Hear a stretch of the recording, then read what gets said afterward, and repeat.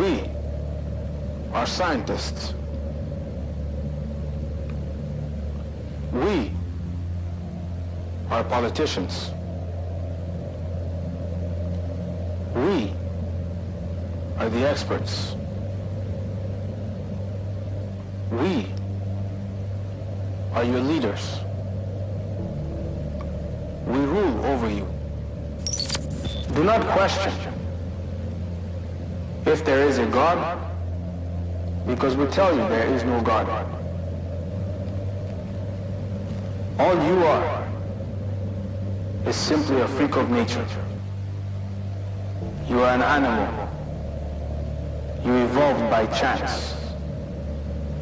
Nothing about you is special.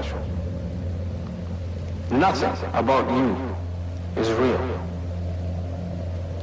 All you are is simply a spectacle of a freak of nature. The earth is not the center of the universe.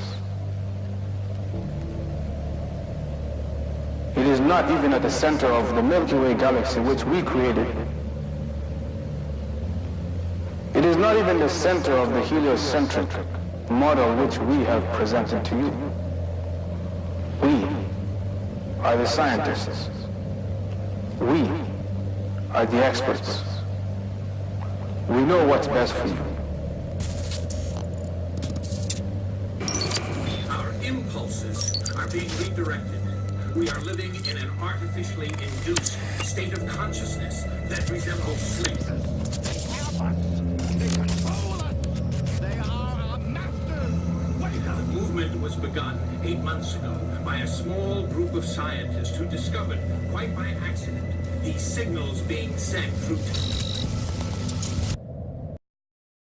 We no longer feel ourselves to be guests in someone else's home and therefore obliged to make our behavior conform with a set of pre-existing cosmic rules. It's our creation now. We make the rules. We establish the parameters of reality. We create the world. And because we do, we no longer have to justify our behavior, for we are now the architects of the universe. We are responsible to nothing outside of ourselves, where we are the kingdom, the power, and the glory forever and ever. Wow, well, that's blasphemous. Once in a while, I get people that really, or that claim they don't believe in evolution. And my response generally is, so why not? Really, why not? 46% of Americans believe in the creationist view. God created humans in the present form at one time in the last 10,000 years. Does that just shock you that so many people still think that? Yes, it does. Shock you? It doesn't shock me, but it's pretty troubling. How about the recent push to implement intelligent design in school curriculums? It's very bad. It's very dangerous. You don't mess with the truth. You just don't mess with. Well, do we know the truth? Well, we certainly know that the universe was created a long time ago. Intelligent design is, as the saying goes, dumb. Yeah. You have written that God is a psychotic delinquent invented by mad, deluded people.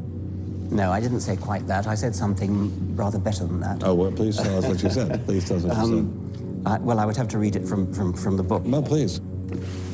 The God of the Old Testament is arguably the most unpleasant character in all fiction. Jealous and proud of it, a petty, unjust, unforgiving control freak, a vindictive, bloodthirsty ethnic cleanser, a misogynistic, homophobic, racist, infanticidal, genocidal, filicidal, pestilential, megalomaniacal, sadomasochistic, capriciously malevolent bully. So that's what you think of God? Yeah. Now, as for getting your morals from the Bible, I very sincerely hope nobody does get their morals from the Bible, that Jesus is the Son of God who is redeeming humanity from original sin. The idea that we are born in sin, and the only way we can be redeemed from sin is through the death of Jesus. I mean, that's a horrible idea. It's a horrible idea that God, this paragon of wisdom and knowledge, power, couldn't think of a better way to forgive us our sins than to come down to earth in his alter ego as his son and have himself hideously tortured and executed so that he could forgive himself. God is an ever-receding pocket of scientific ignorance. It really is the most poetic thing I know about physics. You are all stardust. You couldn't be here if stars hadn't exploded, because the elements, the carbon, nitrogen, oxygen, iron, all the things that matter for evolution weren't created at the beginning of time. They're created in the nuclear furnaces of stars, and the only way they can get into your body is if the stars were kind enough to explode. So forget Jesus. The stars died so that you could be here today, okay? And anyway. It's quite literally true that we are stardust. In the highest exalted way, one can use that phrase. And so I feel, and I use words. I bask in the majesty of the cosmos. I use words, compose sentences that sound like the sentences I hear out of people who had revelations of Jesus. Well, then who did create the heavens and the earth? Why do you use the word who? You see, you immediately beg the question by using the word who. Well, then how did it get created? Well, by a very slow process. Well, how did it start?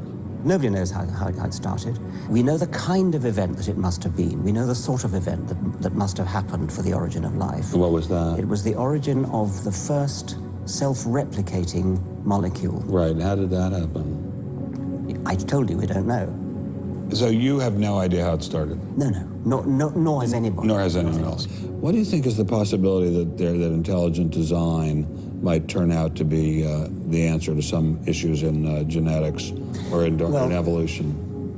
It could come about in the following way. It could be that at some earlier time, somewhere in the universe, a civilization evolved by probably some kind of Darwinian means to a very, very high level of technology and designed a form of life that they seeded onto perhaps this planet. Now, that is a possibility and an intriguing possibility. And I suppose it's possible that you might find evidence for that if you look at the details of biochemistry, molecular biology. You might find a signature of some sort of designer. Wait a second. Richard Dawkins thought intelligent design might be a legitimate pursuit? And that designer could well be a higher intelligence from elsewhere in the universe. Well, but that higher intelligence would itself have had to have come about by some explicable or ultimately explicable process. It couldn't have just jumped into existence spontaneously. That's the point. So Professor Dawkins was not against intelligent design, just certain types of designers, such as God.